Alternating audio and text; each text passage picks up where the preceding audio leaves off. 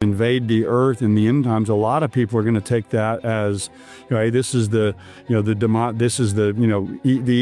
the extraterrestrials coming here, but they're really going to be from hell.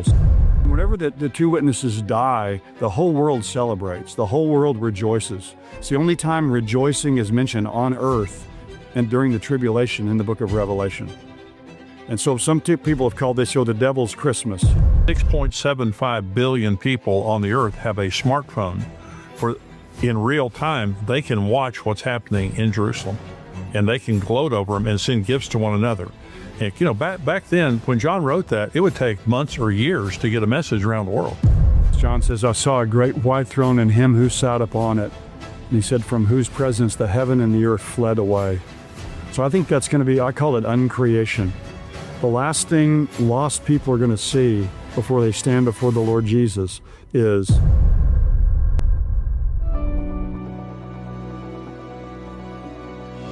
Welcome to Tipping Point. I'm Jimmy Evans, and today I have Dr. Mark Hitchcock joining me again for part two of a fascinating conversation about the book of Revelation. Mark is an expert on the book of Revelation and teaches seminary classes on it at Dallas Theological Seminary. If you didn't see part one, I would highly encourage you to go back and watch it. We covered the first 9 chapters of Revelation, and it's packed with information and insights that will help you understand the book in a new way. Mark Hitchcock has a PhD in theology from Dallas Theological Seminary and is the senior pastor of Faith Bible Church in Edmond, Oklahoma. He's written 40 books on the end times and is one of the foremost theologians on Bible prophecy in the world today. I'm very excited to have him join me again to pick up where we left off last week and to finish this fascinating conversation. Mark, thank you for joining me again today. Well, great to be back with you as always. Thank you. Listen, I tell you, you are a wealth of information on the book of Revelation. I'll tell you, I was just fascinated last week when we were talking. If somebody hadn't seen last week, they need to go back and see it. But you've written this book, the Revelation Answer Book, and this book is selling really, really well. I noticed this morning on Amazon, this is really selling well. And if people have questions, 125 questions you answer in this book, and we're kind of going along some of those in this program, but not nearly all of them.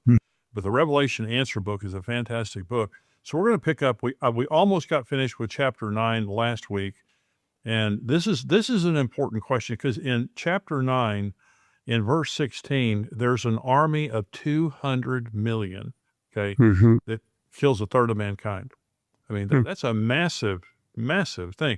Okay, so the question that's always asked is that a literal army or is that a demonic army? Yes, of course, 200 million, a huge number because that was probably the population of the world in John's day. Right. John didn't know that, obviously, but that was probably the whole population. Yeah. But yeah, a lot of people have taken that over the years to be a human army. They'll relate chapter 9 there in Revelation over to chapter 16 with the kings of the east come in because in both chapters, the Euphrates River is mentioned. Right. There's these four angels that are at the Euphrates River that are released that allow the 200 million to come forth. Then over in Revelation 16, it mentions the Euphrates River being dried out to make way for the kings from the east. So people that kind of make those parallel will say, well, the 200 million in chapter 9 is the kings of the east in chapter 16. And so this is a human army. I'll never forget years ago, the first time I read Dr. John Walvoord's commentary on Revelation, there in that passage, he had a footnote from Time magazine from 1966 that this was the first time in the world history that there could be an army of 200 million. And so he related that to a human army, to China, because they have this huge ability to amass an army. But I take this to be a demonic army for a few reasons. One is the previous trumpet, the 5th trumpet, clearly is a demonic army. There are these demons that are come up out of the shaft of the abyss. Also, they're led by demons. These 4 angels that are bound at the river Euphrates, I believe, are fallen angels because good angels are never bound. Right. So they're being led by demons.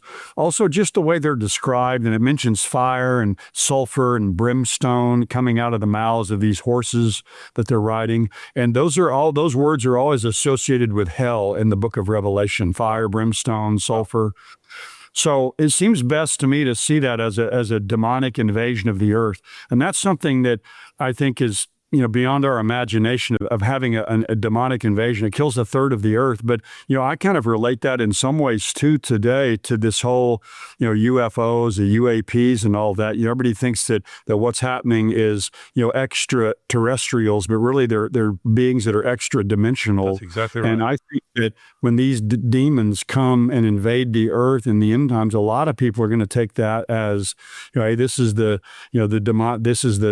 ETs, the extraterrestrials coming here, but they're really going to be from hell. So I think a lot of what we see happening today in our world actually fits in. And the way they're described in Revelation 9 as well is very similar to a lot of the ways that aliens and things like that are described today. So I think that's an interesting connection. That's a very interesting connection. And also just if it were a human army, it's just not possible to move those types of people. You think about the logistics of that. Yes. Of moving that many. But demonically, and you're talking about the UFOs, this movie, Steven Spielberg movie, is coming out in a few days, Disclosure Day. Mm-hmm. And it's, he said, I read an article this morning in the Christian Post, he's saying that this will shake Christians' faith. That many people have theological questions about it. But, there's the Day of Disclosure on Amazon Prime and all this stuff that's coming out even from the government now about this. And so I think that makes a lot of sense. Now, in chapter 10, there's a strong angel there. Is that a reference to Jesus? No, I don't take it that it is. It seems to me like when Jesus is identified in the book of Revelation, it's always clear. It's always really clear that it's Jesus. Right. It says another angel comes. He puts one foot on the land, one foot on the sea, claiming this for God. Also, a little bit further down in chapter 10, this angel swears by him who lives forever and ever. In other words, he's swearing by God. Seems strange to me for Jesus to be swearing by the one who lives forever and ever, because he himself is the one who lives forever and ever. So I think this is just another angel, but he's described a lot like Jesus. And I think he's described in a lot of the same language you have back in Revelation 1, because he represents Jesus. So, he kind of looks like him because he represents him. Right. And I would just make an application to us. If we represent Jesus, we ought to look like him too. That's right. That's exactly right. 7 peals of thunder, very mysteriously there in chapter 10. What is that? Yeah, John hears these 7 peals of thunder, and he's getting ready to write down what they are because, God's told him, or Jesus has told him throughout the book, write down what you see, write down what you hear. So John, is dutifully, doing what he's told. He picks up the stylus there to begin to write, and then the Lord tells him, don't write this. Don't write about the 7 thunders. So it's the only time in the book John's told not to write down something. And so we're not told what the 7 thunders are, but I think just thinking about the whole book, you got 7 seals, you have 7 trumpets, you have 7 bowls. Thunder, obviously, is always associated with something that's, a judgment in the Bible. It's associated that way in the book of Revelation. So I think it's very possible these are 7 more judgments that come on the earth. And it may just be that God in his mercy just doesn't tell us about them. Yeah. But we're not told what they are, so we don't want to be dogmatic about it. But that would be my best thought of probably what these 7 thunders are. They're just 7 more judgments. John's told, don't write it down, and then move on from there. Now, in chapter 11, skipping to chapter 11 now, the temple. John's told to take a measuring rod and measure the temple, but not the outer court, because it's been given to the Gentiles for 42 months. Okay, what is that temple? I think it's a third Jewish temple. It's called the Tribulation Temple. Sometimes it's called the Antichrist Temple. It's another third temple that'll be built. The Jewish people had their tabernacle in the wilderness, that mobile shrine they moved around. The first temple was built by Solomon. It was destroyed in 586. They went into captivity. They came back. Another temple was built. It was embellished greatly by Herod. It's interesting. Their second temple was finally finished in all of the embellishments, all the enlargements, everything in 64 AD. And it was destroyed 6 years later in 70 AD. Wow. And the first 2 temples were destroyed the same day. Yeah. Not the same day, they were hundreds of years apart, but they were both destroyed on a day called the 9th of Av. Yeah. which is the day of mourning for the Jewish people. So, that wasn't lost on the Jewish people. There was a lot of significance here, those first two temples. Well, but the Bible predicts in several places a third temple will be built. 2 Thessalonians 2 says the Antichrist will sit in the temple of God and declare that he's God. Right. Jesus in Matthew 24:15 says, when you see the abomination of desolation standing in the holy place, written by Daniel the prophet. Well, for that to happen, there has to be a holy place. So those two passages kind of correlate with Revelation chapter 11 and verse 1, that there's going to be a third temple that's built. And I think it's going to be, when he says to measure the worshipers there, I do think that people will go there, many Jewish people will go there to worship Yahweh, but the outer court is left out. It's not measured because it's going to be trampled underfoot by the Gentiles for 42 months, which again is the 3.5 years, that last half, I think, of the tribulation period. Well, sometimes theologians have wondered if when the Antichrist confirms the covenant with Israel, that gives them permission. That part of the deal that they celebrate is they're able to rebuild their temple on part of the Temple Mount, not all the Temple Mount. Because you have the Dome of the Rock. And of course, most Jewish scholars believe that the location of the temple was where the Dome of the Rock is. So it's just going to be interesting to see how that happens. Now, part of the phenomenal thing that's going to be taking place is the two witnesses. The two witnesses will be ministering at the temple, on the Temple Mount. Who are the two witnesses, you believe? Yeah, I take it to be Moses and Elijah. Yeah. A lot of people, the early church fathers took Elijah and Enoch because they didn't die. Right. But, it's appointed the man once to die. Well, there's people in the Bible that didn't die. There's people that died more than once. Several people, Lazarus and others. So, the statement, it's appointed a man once to die, is just a general statement. But when you read in Revelation 11, the miracles that they do, water turned to blood, calling down fire from heaven, those are the miracles Elijah and Moses did. Yeah. Also, Moses and Elijah are mentioned right together in Malachi chapter 4, the very last chapter of the Old Testament. Elijah is going to come before the great and terrible day of the Lord, and Moses is mentioned there as well. And then you have kind of a preview of this, I think, at the Mount of Transfiguration. Right.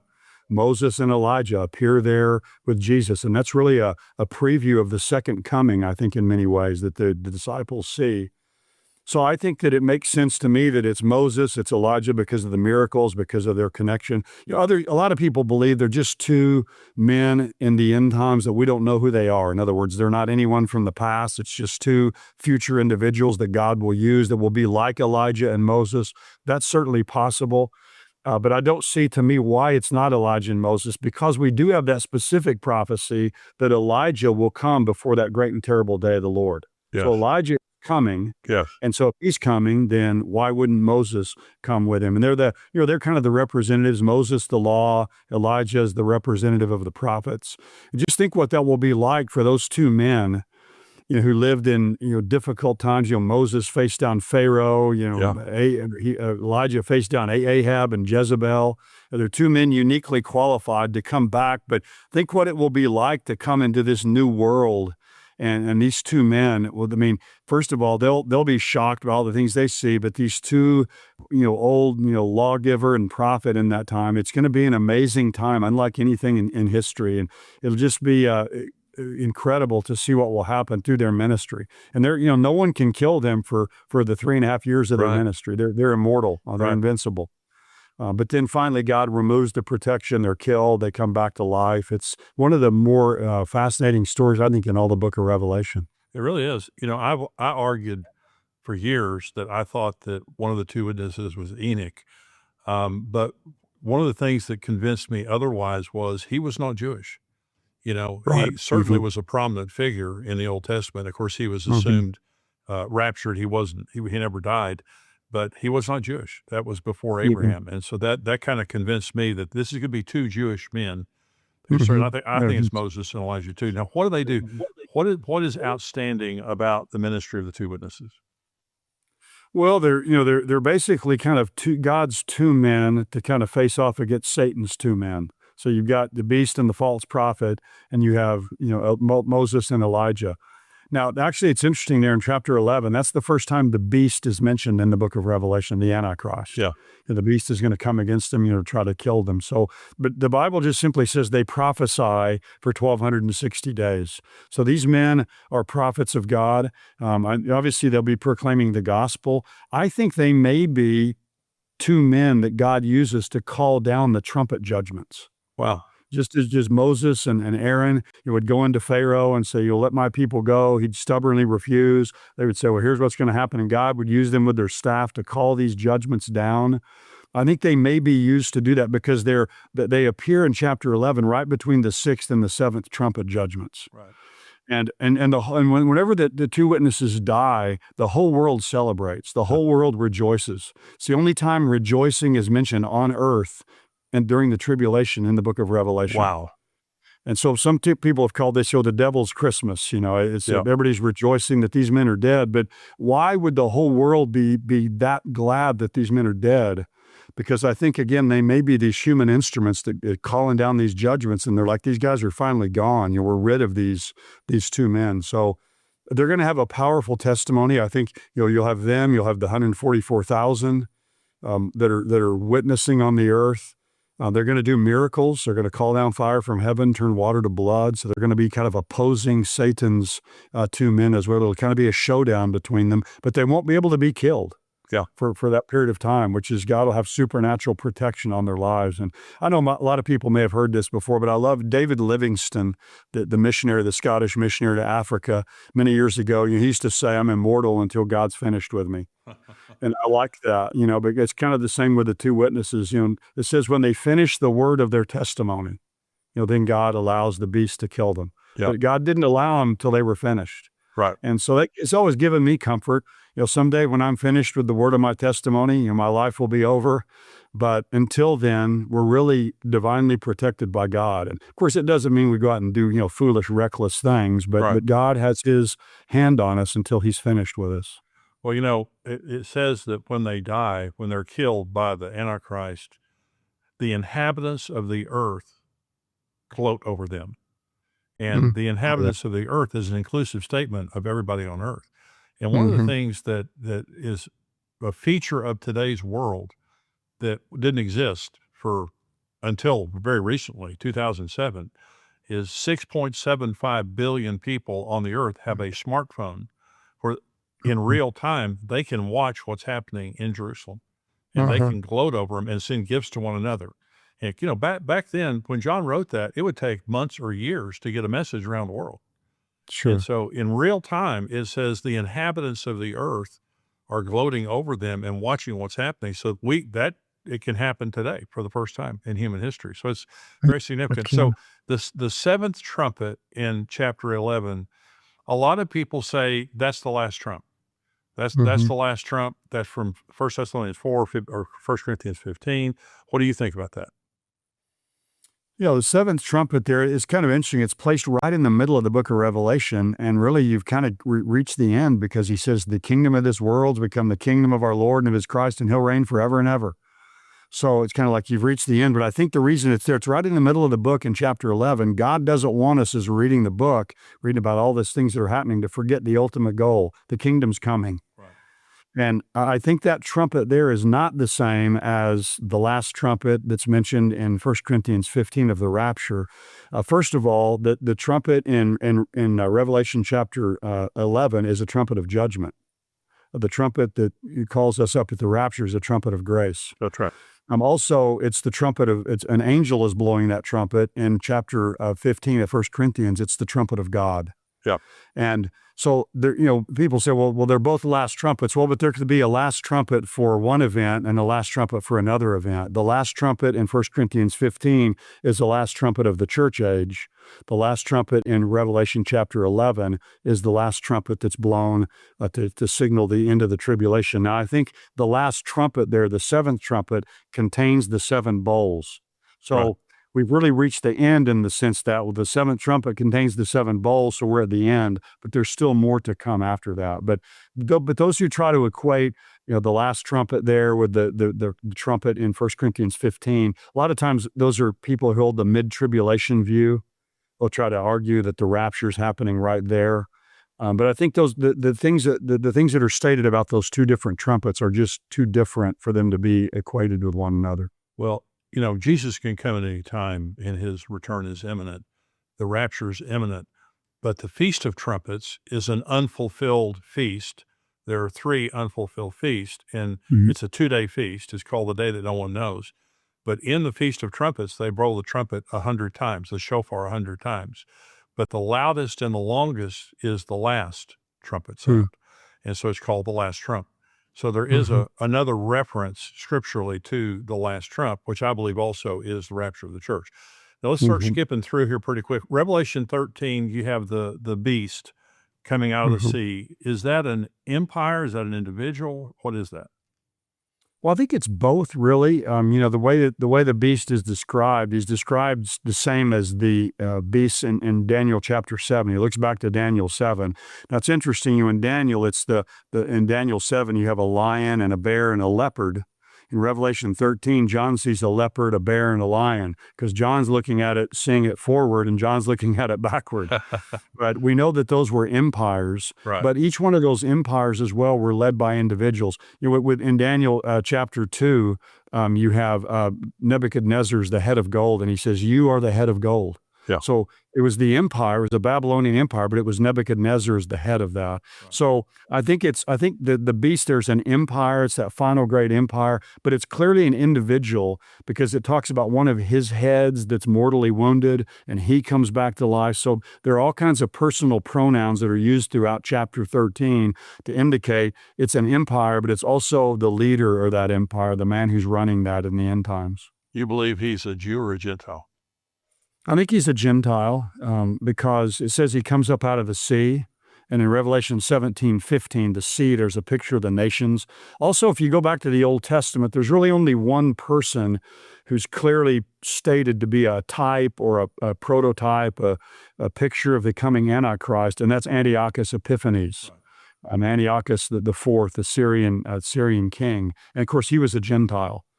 Also, the Antichrist is going to be a terrible persecutor of the Jewish people, the worst in history. Yeah. Seems odd to me to have a Jew persecuting his own people. And I know there's been examples of that in history, but it seems odd to me that he would do that. So, it seems to me all the evidence points to this person being a Gentile.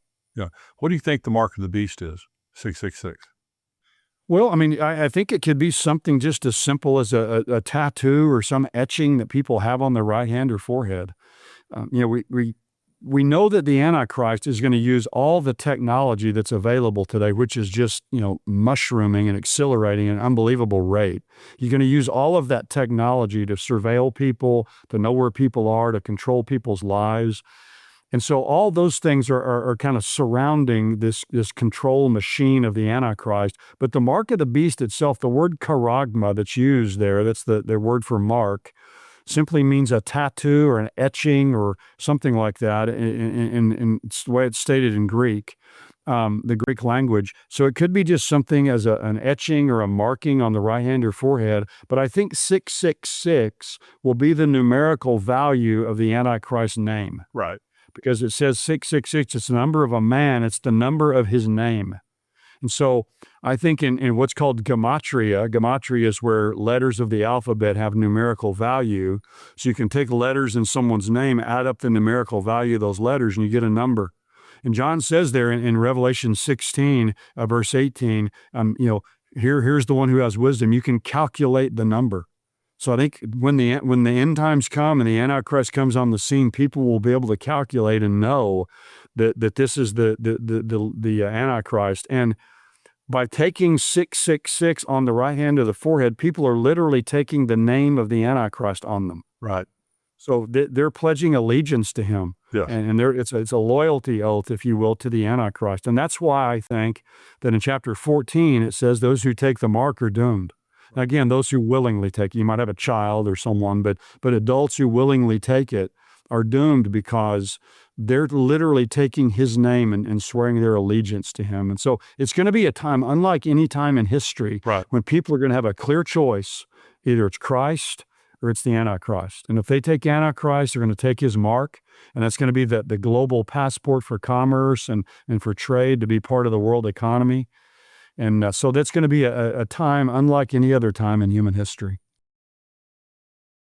Hey, I want to talk to you for a second. If you're watching this on YouTube or listening on a podcast, you're getting the show, but you're missing the community. At endtimes.com, there are thousands of believers who gather every single day, every single week to pray together, ask hard questions about prophecy and scripture, and encourage one another through what's happening in the world. I answer subscriber questions every week. Dr. Mark Hitchcock publishes exclusive teaching, fantastic teaching. Brian Schrager sends an intelligence briefing from Israel every Friday. That's just the content. What you can't see from the outside is the conversation. People sharing prayer requests, watching out for one another, studying the Word together. It is a real community of people who take these times seriously and want to walk through them with faith and not fear, and to do it together. We'd love to see you join the community. Come be a part of what's happening at endtimes.com. Visit endtimes.com to learn more. Now back to the show.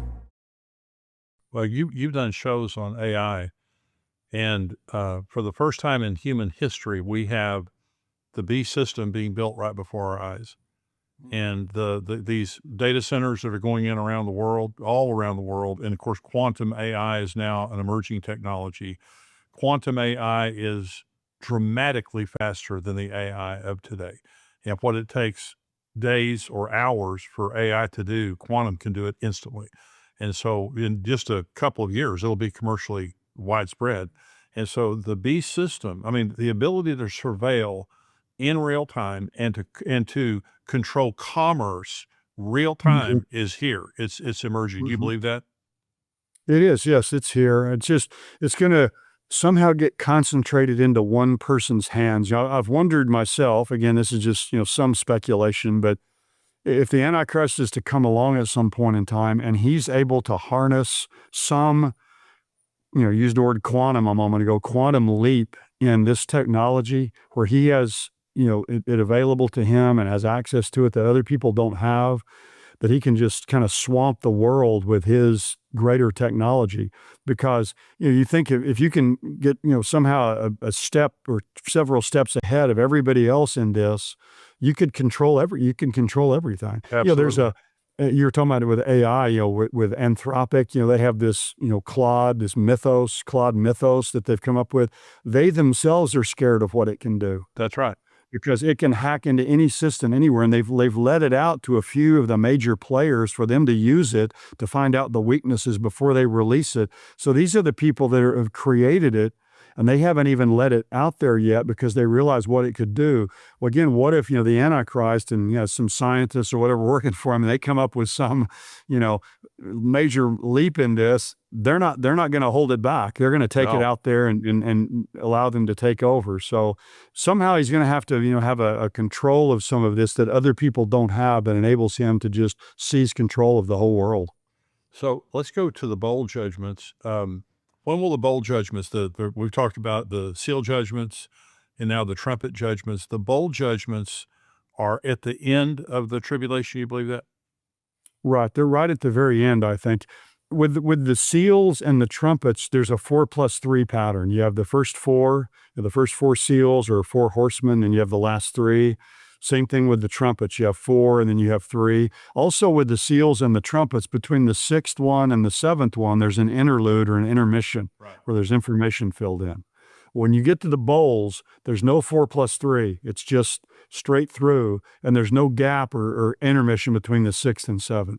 So they're presented as just happening just one right after another very quickly. And they're so bad when you read them. I mean, all the seas will turn to blood, and all the fresh water will turn to blood. It's like back in the plagues in Egypt, they were out having to dig holes in the ground to find water. Yeah. Well, obviously humanity can't exist, a few days, in that kind of condition. So it seems to me the bowls are just poured out in just rapid succession right at the very end of the tribulation as Jesus is preparing to come back. So Armageddon is the very last scene of this age. Is Armageddon a real place? It is, yes. You've been there, and so have I. Yes, Yeah. we've been there. It's in northern Israel. It overlooks it's Megiddo. It's Armageddon means Mount Megiddo. Now you've been there as I have. It's not a mountain, mount or hill. It's just a raised area. It's a tell where they built onto this place over and over again. But it overlooks the valley of Armageddon, the Jezreel Valley, the plain of Esdraelon. It's got different names, but it's about 25 miles long, and it varies around 10 to 15 miles wide. Napoleon called it the world's perfect battlefield. Right. But it overlooks that entire area, the area of Armageddon.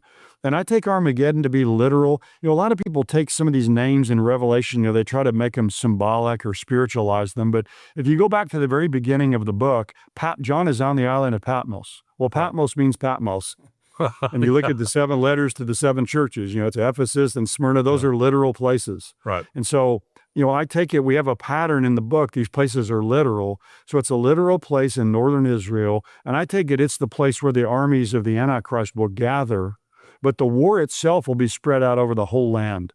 Yeah. Because in chapter 14, it talks about how the blood is going to go out to the horse's bridle for 200 miles. So it's going to engulf the whole land. Is that literal?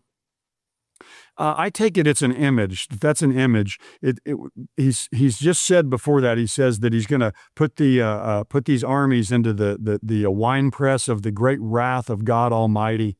And it says the blood will squirt out or go out up to the horse's bridle. Right. So I think the picture there is of someone in a wine press.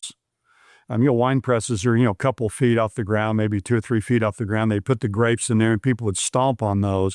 It's saying that like the blood, like the juice would squirt up as they would stomp them. It's going to go up to the horse's bridle. It doesn't say there that the blood will flow up to the horse's bridle. It says it'll go out. Right. Up to the horse's bridle. So I think it's that image of a wine press, but the image there is graphic because it's people in there stomping these grapes and squirting out. It's a bloodbath is basically what is being predicted. Yeah. In the future. Well, so why are the armies of the world there? In Zechariah 12, we're told Jerusalem has become a burdensome stone. All the armies of the earth have gathered against it. What do you believe is the event that causes all the armies to come against Israel? Is it their refusal to give up East Jerusalem? Is it what do you think it is? I don't know specifically what it is. A lot of people will say that the armies gather there because they're tired of the Antichrist. In other words, they're coming to get the Antichrist. Obviously things in the world haven't been going very well the last few years. And so they're coming to fight him. But it says in Revelation 16 that 3 unclean spirits like frogs go out and perform great signs and wonders and gather the armies together.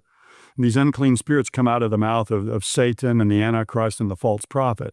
Well, the Antichrist is not going to gather armies to come fight against himself. Right. To me, that would be self-defeating. So I think that doesn't make sense to me. But why they gather in Israel at that specific time, we really don't know. I think, God will be gathering them. They're going to have their own reason to come, but God's going to be gathering them there for this great final war that takes place. I've always thought it's interesting in Matthew 24, it says they're going to see the sign of the Son of Man, in the heavens. And so, what is that? Is there some kind of a precursor or something that people see that's warning them that he's returning? And it's like Satan's gathering him there for one last, onslaught against Israel. We don't really know, but to me, it seems certainly that it's energized by kind of the last final act of anti-Semitism by Satan to just completely wipe out the land, take that land over. And of course, Jesus will come in the midst of that, interrupt that and destroy these armies. But they're going to be throughout the land. They're going to be in Megiddo. In Joel 3, it tells us that, multitudes are going to be in the valley of decision, in the valley of Jehoshaphat, which takes the Kidron Valley between the Mount of Olives and the Temple Mount in Jerusalem. Talks about how in Isaiah 63, Isaiah 34, Jesus is pictured there going to Edom, down to the area where Petra is. So I think it's going to be all the way from Petra in the south to Megiddo in the north, and it'll engulf the entire land. Wow. So Revelation 17 and 18 is the judgment of Babylon, spiritual Babylon and commercial Babylon. So what is that? Well, but to me, that's the hardest issue in the book of Revelation is identifying Babylon. There's views, it's Jerusalem, it's New York City, it's Yeah. Rome. It's been identified with all kinds of places. I personally believe that there's going to be a literal Babylon in the future on the Euphrates River, modern day Iraq, that's going to be a global center. Now, it causes a lot of people, well, then the rapture can't be years away if that's going to take place. Well, cities can get built over there very quickly. Right. And there can be also a pretty good time gap between the rapture and the beginning of the tribulation when a lot of these things could take place. Right.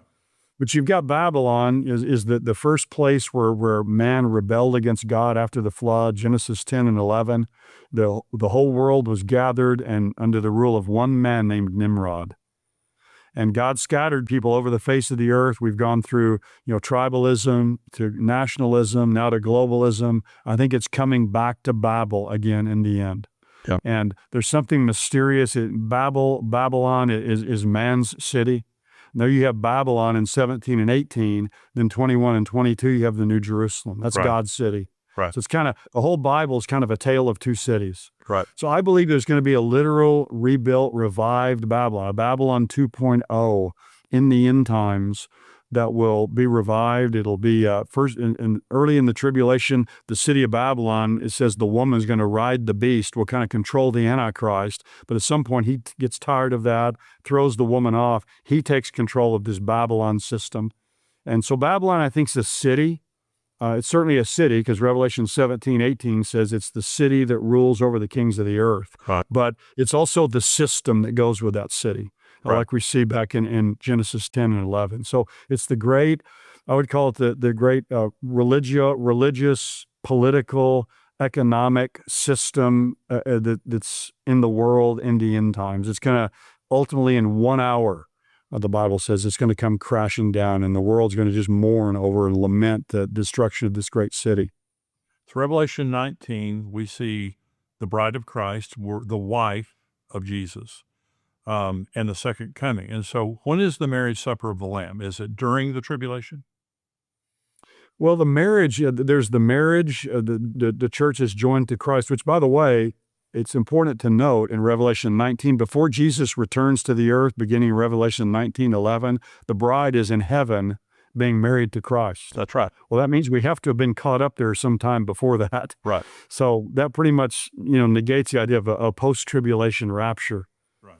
But we're caught up there to heaven, we're presented to Christ, and then there's the marriage supper. I think the marriage supper may begin there in heaven, but I think then it will spill over and will last the entire millennial kingdom. Oh, wow. Jesus often compared the kingdom to a wedding feast, a marriage feast. Right.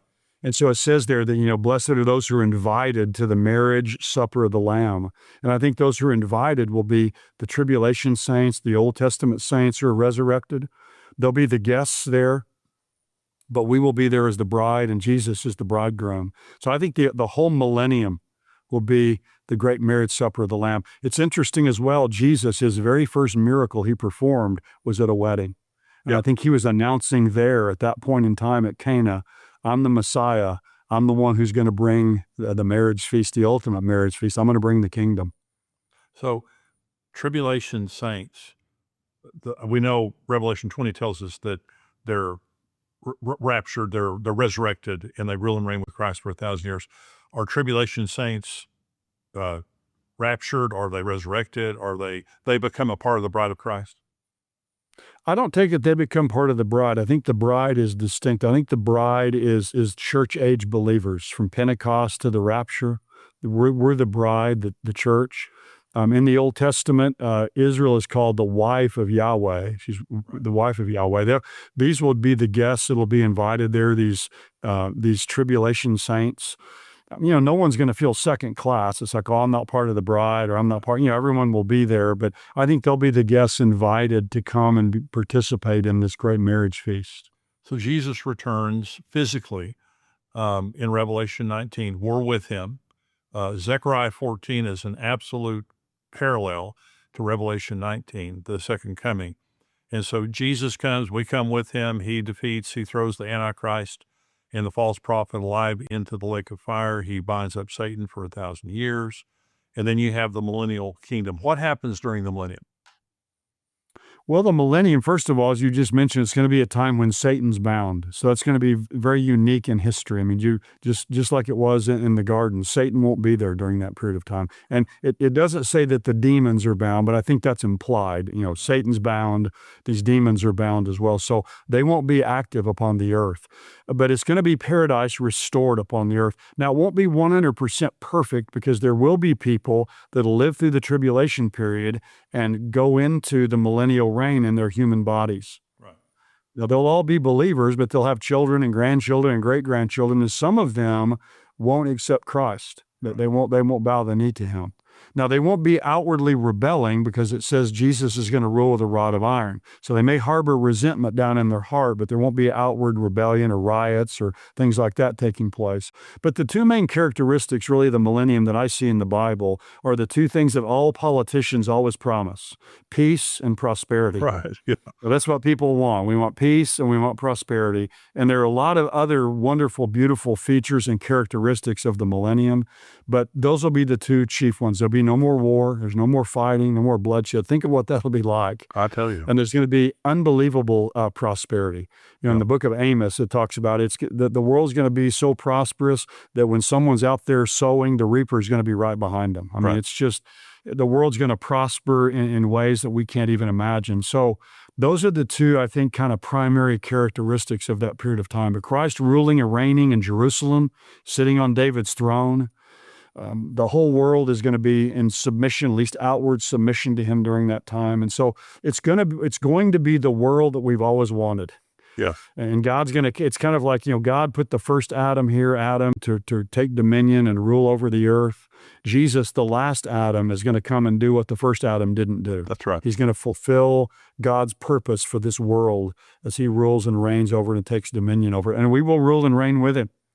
And we'll have different places and positions and responsibilities in that kingdom based on our faithfulness now. So I always like to say this is training time for reigning time. That's right. We're going to reign with him, and we will have different places of authority based on our faithfulness now. So how we live now is very, very important for our future. You bet. And Jesus told the parable of the minas, that how people stewarded the minas.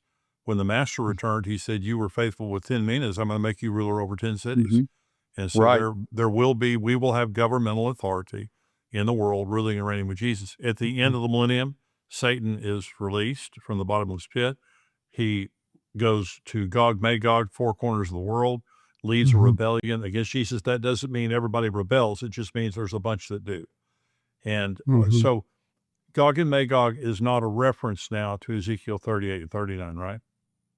That's right. Yeah, Gog, Magog back in Ezekiel 38, 39 occurs before the millennium because chapters 40 to 48 of Ezekiel are about a massive temple, millennial temple. That will be a fourth Jewish temple. Right. Ezekiel 38 and 39 is right before that, so we know it's before the millennium. Right.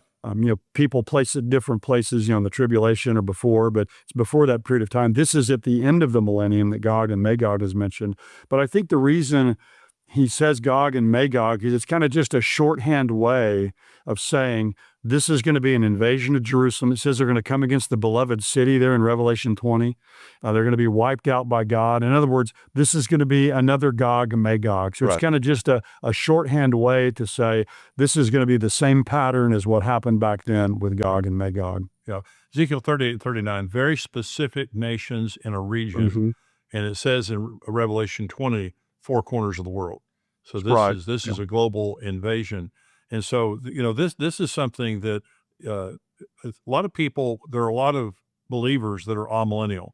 And a just means they don't believe in a literal millennium.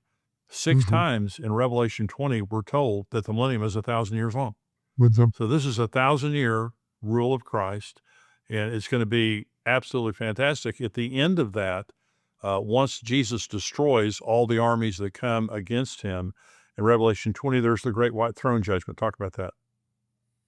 Yeah, that's the most sobering scene in the Bible to me. As John says, I saw a great white throne and him who sat upon it. And he said, from whose presence the heaven and the earth fled away. So I think that's going to be, I call it uncreation. Right. The last thing lost people are going to see before they stand before the Lord Jesus is all of creation disappear. Right. There's going to be this white throne suspended in heaven. And I think the one on the throne is Jesus, because John 5:22 says that the Father's given all judgment into the hands of the Son. The living and the dead will be judged by the Son. So Jesus is going to be there on that throne. And the reason he's the judge, I think, is because he's the one that they've rejected. Right. And it says there at the great white throne that everybody's going to be brought up. All the lost are going to be brought up. They're going to be resurrected. They'll be brought before him, the great, the small. And it says the books are opened. And I think the books there contains all the deeds of the lost. Right. It's all the things they've done. And so that will determine the degree of their punishment. Just like there's degrees of reward for believers in the millennium and in heaven, there's going to be degrees of punishment in hell. So the books are open. Then it says the book was open, singular. And that's the book of life, the Lamb's book of life. Right. It says their name, anyone's name is not found written in the book of life. It's cast into the lake of fire. And so God is going to look in the book. I mean, he knows obviously whose name's there and who's not there, but their names aren't there. They'll be judged by the book, and then by the books, they'll be given degrees of punishment and cast forever into the lake of fire. And to me, that's the most sobering scene in the Bible. And if there's anything in the Bible that ought to motivate us to share the gospel with people that we know, it's that scene. Yeah. And no one goes to heaven from the great white throne. Yeah, no, there's no one there that's a believer. It doesn't, mention anything about people. Hey, their names were found there, whatever. It seems to be that this is the final great judgment of the lost. So it's very different than the judgment seat of Christ, which is in heaven after the rapture for believers. We're caught up there to see what kind of rewards we're going to get. This is 1,000 years later, and it's all the lost that are brought up there before God. It's it's the great assize, it's the great judgment, the great final judgment, and it's really almost it's too hard to even get our minds around. I think sometimes certainly it is for me. Yeah. So the great white throne is over with, and then there's the recreated heaven and earth, and the New Jerusalem comes down from heaven, about a 1,380-mile cube, long, wide, tall. Talk about the New Jerusalem. I mean, it's absolutely amazing, obviously. Now, I've got a question for Dr. Mark Hitchcock, and that is, it says that the New Jerusalem has 12 foundations. Now, and I don't think anybody knows necessarily the answer to this. It doesn't seem logical to me that you have a 1,380-mile tall city and it's one level. When I see 12 foundations, to me it makes sense that it's a 12-story, structure, and on each one of the foundations there's the name of an apostle, and then there's 3 gates on each side made of a single pearl that have the name of a patriarch there. And so now this is me. This is Jimmy Evans. This is not a Bible. But I sit there and think, someone says, where do you live in the New Jerusalem? I live on the Peter level by the Issachar gate, Yeah. And so I can identify where I am. Now, so that's just me. It's going to be a fabulous place. So talk about it. Well, it could be millions of stories, high too as well. Sure. We don't know how many stories there will be. But yeah, there's going to be a new heaven and a new earth God will make. And it says, I saw the heavenly city, the New Jerusalem, coming down out of heaven from God. So in the future, in eternity, heaven's not going to be up there somewhere. It's going to be down here. Physical. And so the heavenly city will come sit on the new earth. God's going to make a new earth. So I take it that heavenly city will be like the capital city. It'll be the metropolis of the new universe that God creates. It'll sit on the earth. And I think the idea of foundation stones, too, gives us the idea it's going to sit on the earth. In other words, it has foundations. Right. It's going to sit there on the earth. But you mentioned the size of it. It's almost a 1,400-mile cube. It's colossal. It's like a floating continent. Right. The size of it, it's made of all kinds of these precious gems, primarily jasper, which is diamond. But it says about the city, the greatest thing about it, it says it has the glory of God. Right. We can imagine God's glory shining and shimmering off of the diamonds and those precious stones that are there. It has a street that goes through it, which was gold. It's a golden street. There's a river. The river of life is there. The tree of life is there.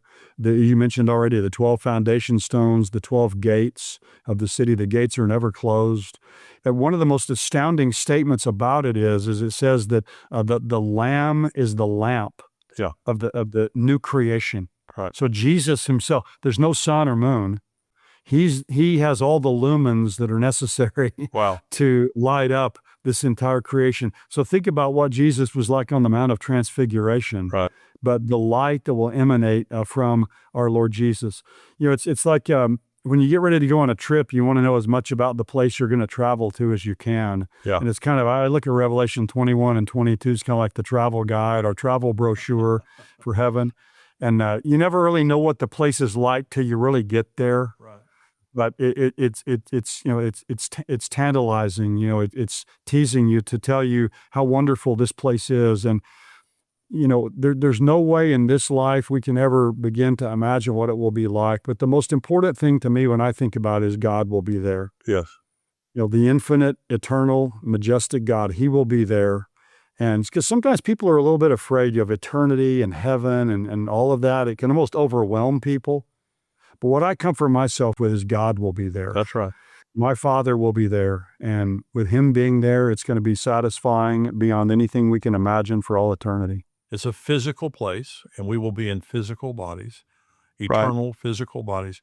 And Mark, it says that the leaves of the trees in the New Jerusalem will be for the healing of the nations. And it says the kings of the earth will bring their glory into it. So Revelation says, I saw the bride, the Lamb's wife, coming down. It's talking about the New Jerusalem. Is the New Jerusalem reserved only for the church, and there are other people outside of that? I don't think it's just for the church, because the New Jerusalem also, the foundation stones are the names of the apostles, but the gates are the names of the 12 tribes of Israel. Right. So it seemed to me that they would be part of that as well. You'll be able to come and be there. Right. I think the kings that are outside the city, they're clearly not believers. Some people have this idea that these people that are outside the city are somehow like unbelievers or people living out there. 2 verses later, it says, no one who's immoral or ungodly or the cowards or, none of them will be in this place. So when it says the kings of the earth will bring their glory into it, what I think it means is if you're a king here on this earth or some great person, whenever you get there to that heavenly city, whatever glory you had here on earth, you're going to bring that into that place and you're going to give it to God. Right. Right. You're going to bring your glory into that place, but it's going to all be to the Lord. But I think when it says that the leaves of the tree are for the healing of the nations, people say, well, why do we need to be healed in the heavenly city, in the New Jerusalem? The word there is therapeuo. It's the word therapeutic.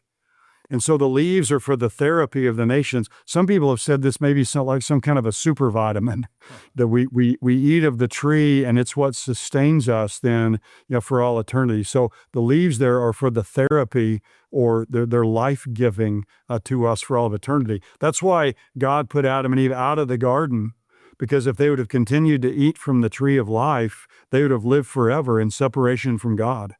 And so God put them out of the garden and banned them from that tree, but we'll have access to it in the future. So it may be that it's the leaves of that tree, the eating of the tree, that will then sustain us for all of eternity. Well, absolutely fascinating, Mark. The Revelation Answer Book, 125 common questions people ask. And this last week and then this week has been so informative. Anything else you want to say? Well, I always like to tell people, I've taught Revelation a lot. I don't claim to have all the answers, but I figured out what all the questions are, over the years. You hear every question there is. And I think the book has pretty much most of the questions that people would want answers to about the book of Revelation. Try to, again, ground it in Scripture and not be too speculative. So I hope it'll be a blessing to people who get a copy of it. Phenomenal book. You've written 40 books on the end times. On Mondays, on endtimes.com, you're teaching systematic theology every Monday. On Thursdays, you have Marking the End Times, and you're always talking about current events, what's happening, teaching, some type of teaching. And so it's really fantastic. Do you know what you're teaching on this week? Well, I'm thinking about the deal with the Disclosure Day that you mentioned before, about what Steven Spielberg's been saying about how this is going to shake up believers a lot, and kind of relate that to what we talked about in Revelation chapter 9. So that's something I think that's, really on people's radar. Obviously, I haven't seen the movie yet. Won't see it till later this week, but I might kind of do a little bit of a preemptive program about that. Yeah. Well, Mark, you're a blessing. Thank you so much for joining me. Revelation Answer Book. Go to Amazon.com and get this book. God bless you, Mark. Thank you for being here. Thank you. God bless you, brother. Well, I hope you enjoyed the two parts. I hope you got to see both parts of that. But what a fascinating conversation with an expert on the book of Revelation. We are now raising money to build a bomb shelter. You see the war that's going on right now between Iran and Israel and Hezbollah in Lebanon and Israel. It's a mess, and they're firing rockets at Israel. They just have so many problems there. And so we need to be praying for the Jewish people, but we're building a bomb shelter for Regba Mental Health Clinic. Now, this is in Western Galilee in the northern part of Israel, and they just get bombed. They get shelled all the time by Hezbollah. And so these young people that have so much trauma in their lives that are coming to this mental health clinic, they have no place to go when the bombs hit. And so they literally just have to scatter, get under a table or run out into the field or something. And so we're going to build a bomb shelter that holds 25 people, and this will give the young people and the workers there at the clinic a place to go. $39,000 is how much it's going to cost. Now, we're getting very close to the amount of money that we need. Would you help put us over the top? Now, as you give, you're also helping to support this ministry, to keep us going, expanding all the ministries that we have here at endtimes.com. So go to endtimes.com/donate. Give your most generous gift. Help this ministry and also help us to build Regba Mental Health Clinic. We're getting very close. We just need some more of you guys, if you would, to give your most generous gift. endtimes.com/donate. Also, prayer at endtimes.com. Every single prayer request, we pray over it individually. Something, sometimes you just need someone to share their faith with you, and that's what we love to do. We need, Jesus said, when two on earth agree together is touching anything they would ask, it will be done. And so we're agreeing with you in prayer for the needs that you have. Prayer at endtimes.com, questions at endtimes.com. If you have a question, write it into us. We answer as many questions as we can every week. Thank you guys for tuning in today, and thank you for your support. I'll see you right back here next time on Tipping Point. Thanks for watching Tipping Point. If this message encouraged you, hit subscribe and share it with someone who needs hope right now. The signs are clear. Jesus is coming soon. Don't miss a single episode as we break down what Bible prophecy says about the days we're living in. Until next time, God bless you. Whoa, whoa, whoa, oh, oh. I was chasing distant skylines, running far from where you stood, thinking if I had it all then maybe life would feel like it should. Every road kept pulling forward, every dream was somewhere new, but I never saw the pieces were all leading back to you. I tried to hold the whole wide world, every star, every view, but every piece I ever found was just another part of you. Every step, every mile, every dream I thought I knew led me back to where you are. My whole world was you. All the things I thought I needed started fading one by one, when I saw that all my reasons ended where we'd begun. I tried to hold the whole wide world, every star, every view, but every piece I ever found was just another part of you. Every step, every mile, every dream I thought I knew led me back to where you are. My whole world was you. If I had just turned around sooner, I would have seen it clear. Everything I ever searched for was already right here. I don't need the whole wide world, I don't need a sky so blue. Every piece of life I want is already in you. Every road now feels like home, every dream has come in view. I was lost until I found my own.